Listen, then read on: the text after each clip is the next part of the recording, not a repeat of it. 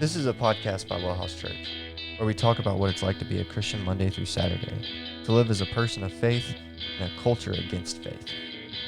So let's talk about Santa Claus one more time. Let's do it. Which, Merry Christmas, everyone. It is Christmas. the week of Christmas. Yep. Hope you're in the holiday spirit. Yep. Oh, man, we should have wore ugly Christmas sweaters for these episodes. I don't own one. Cullen James. I don't like them. One? I don't like them. I mean, literally, we call them ugly Christmas sweaters. Why would I own something that I think is ugly? Because it's funny. It's a joke. Okay, so do you own a Hawaiian shirt? Actually, no, I don't. I don't own one either because I think they're ugly. I'm just not going to wear, I'm not going to keep something that I think is ugly. It's just something I got to store all year long. Okay. You'd be a horrible person to invite to a holiday party. Oh, no, I'd be great. I'd bring jugs full of eggnog. But I just wouldn't wear an ugly Christmas sweater. Not even if it was an ugly Christmas sweater party?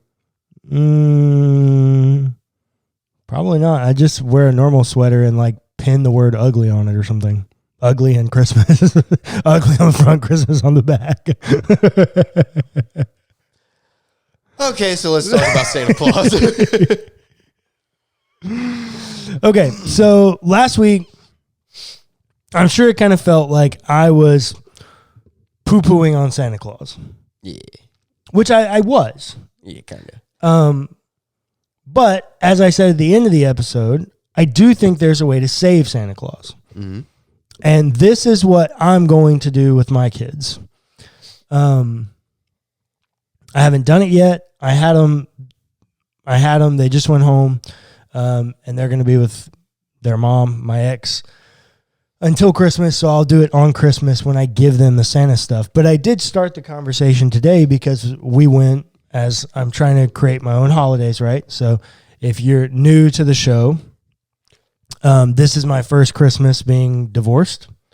And so I'm trying to establish my own holiday traditions with my kids, independent of things that we've done in the past.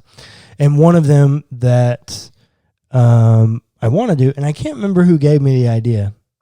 I don't think it was original to me. But I wanted to take them and let them pick out their own Christmas wrapping paper. And while we were there, we got a wrapping paper for Santa to use when he comes by the house. But I think the way that you can resolve this is, number one, being less secretive about the divide between yourself and Santa if you're a parent. Right? Like, hey, yeah, we got Santa some wrapping paper. Like, he has to wrap your presents too, so we got Santa some wrapping paper. Making that divide less, like everything being this kind of massive surprise about it, I think will help alleviate some of that. And as you enter into having these conversations with your kids, the other thing I think that can happen here is,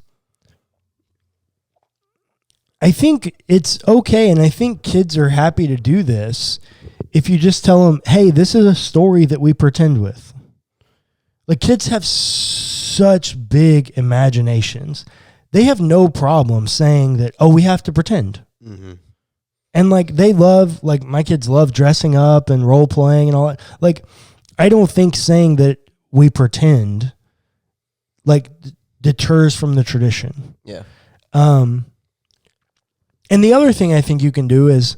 Well, it's exactly what you had said previously. It's not necessarily taking the mystery away from it, but it's like the mystery of your relationship to Santa, right? It does kind of take that away and allows you to still have that fun without lying to them.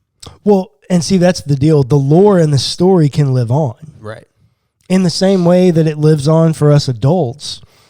And it's still fun. That doesn't go away just because kids now know that it's not real. Right. I think what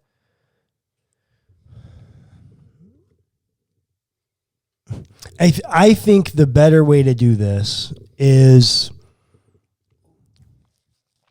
to root Santa in the tradition of St. Nicholas. So if you don't know, St. Nicholas is an actual saint from the 3rd century. He's born in 270 AD in Turkey. And he's known for his generosity.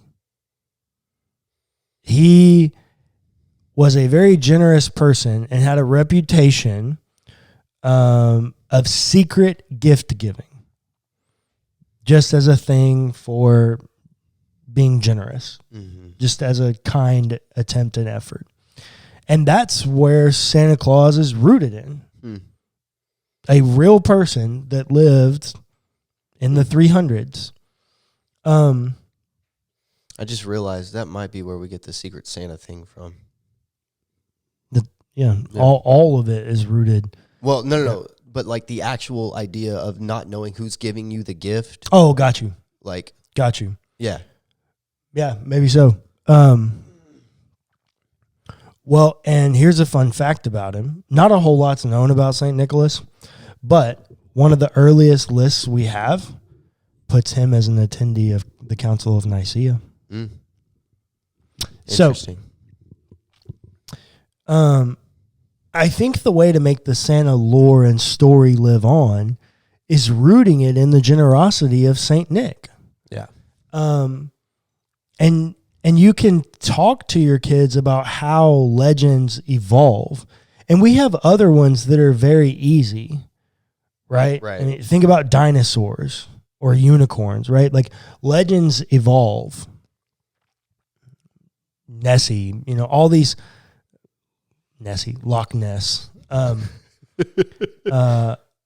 But all of these things evolve, and it's okay to have this conversation with your kids about how they evolve. And you say, hey, there's a dude named St. Nicholas. He was born in 270 AD and died like in the mid 300s or mid to late 300s.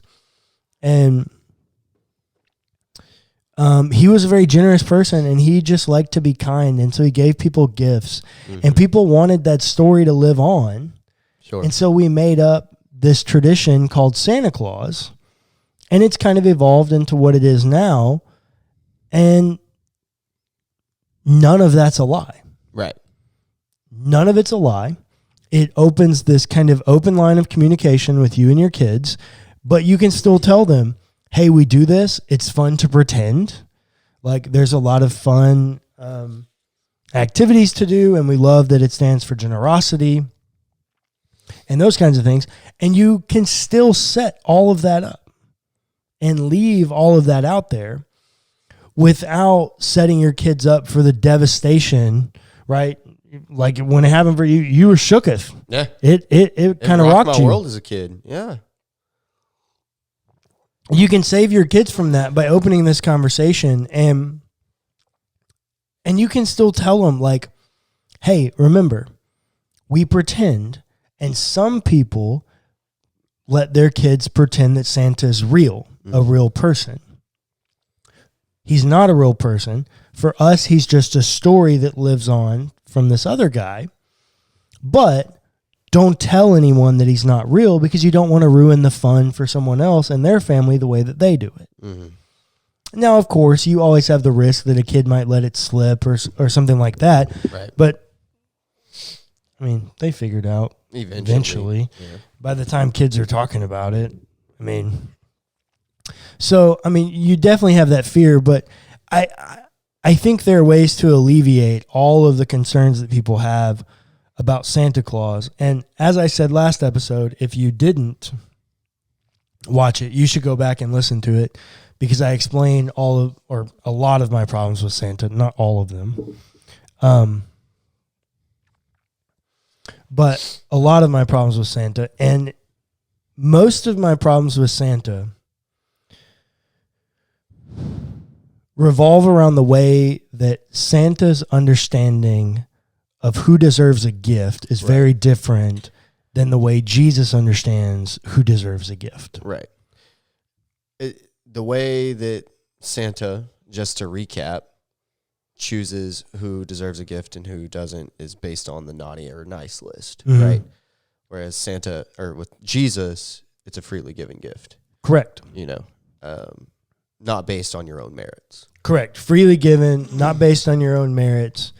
It is an incongruent gift, meaning you didn't earn it, or work for it. Meaning the size of the gift does not match what you deserved. Right. Yeah. Correct. Versus Santa Claus is a very congruent gift. Yeah. Right. You get the thing you want, or you get something that's useless to a kid, coal, and it's worse than getting nothing because now I got to do something with it. Yeah. And so you're left with this kind of irreconcilable conundrum about these two mysterious figures and the way that we communicate to them what their value is. Right. One says your value's in the things that you do. The other says your value's in who you are. Right. That's the more important message for me, that your value is in who you are, not in what you do. Right. So that's my big qualm with Santa, or my biggest qualm. I got lots of them, but we talk a lot about them. Right. We talked about them last week. And so as you wrestle, and look, as I always say, I'm not telling you how to run your household about Santa. You do what feels right to you in each of your own convictions. I don't think any of it is quote unquote sinful or anything like that. Like, no, don't hear me saying any of that. I just realized for the place that I was in life that there were some things that I was uncomfortable with personally about the Santa legend and tradition that made me uncomfortable doing that with my kids. And so I thought and processed through all of these things about how to try to reconcile these things. And I feel like I came up with a decent way. Yeah. And I've heard lots of people having these same conversations. So I had this conversation the other day in person, and I've seen this conversation happening a ton on Instagram. And so I know there are people out there asking this question, and I feel like this is a good way to resolve most of the dilemmas that are presented by Christians and Santa. Right. Because that's the other thing. This is a uniquely Christian issue. Right. Exactly. To back up what Cullen is saying, I just realized it. He actually has Santa Claus ornaments on his tree. I'm looking at it right now. Yeah. 100%. He's very supportive of the idea, just done in the right way. Yeah. I mean, my kid, we bought Santa wrapping paper today. Right. With my kids. Yeah. Like, I'm very supportive of Santa. My kids will get a gift from Santa this year. They will each get one gift from Santa. We watch Santa movies. We talk about Santa, all those things. But it's also, Santa's not a real person. Right. Santa's a story that has evolved.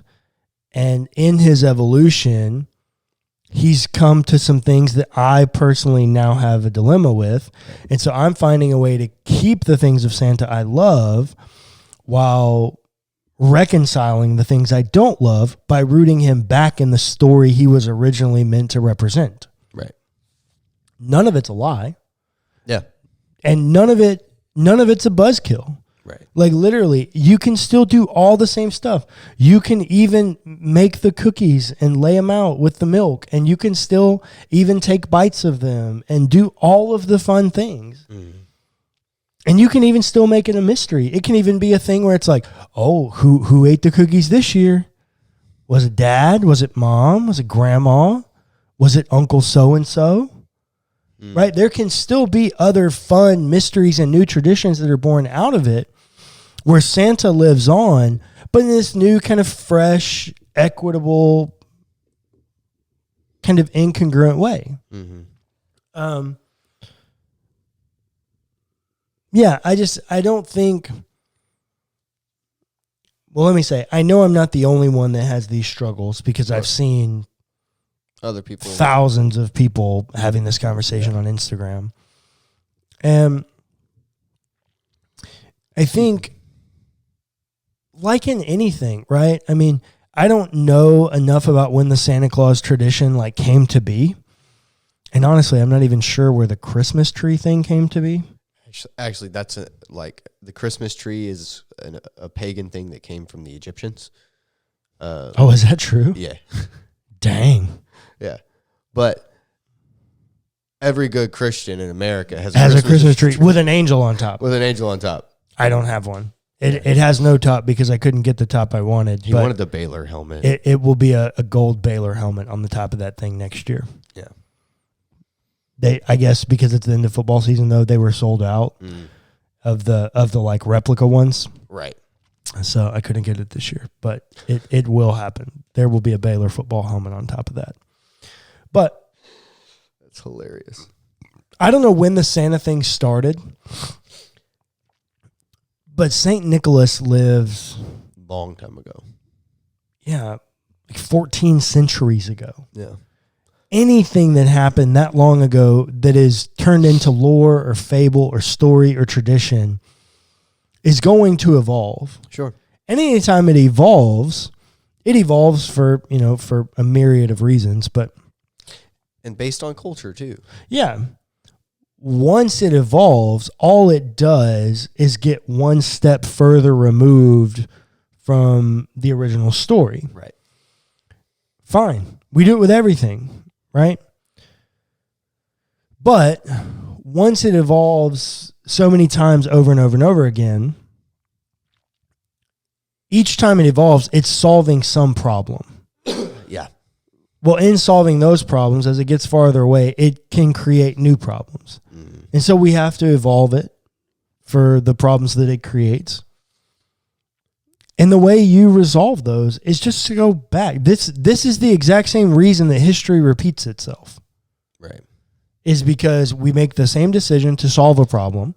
Yep. And those decisions over time compounded create a new problem, of which our only solution is to return back to the way we used to do it with some kind of improvement and try to do it over again, at which point we're going to make the same mistakes and do the same stuff over and do it again until we kind of resolve it, hopefully. This is why we say history repeats itself. It's the same thing with Santa.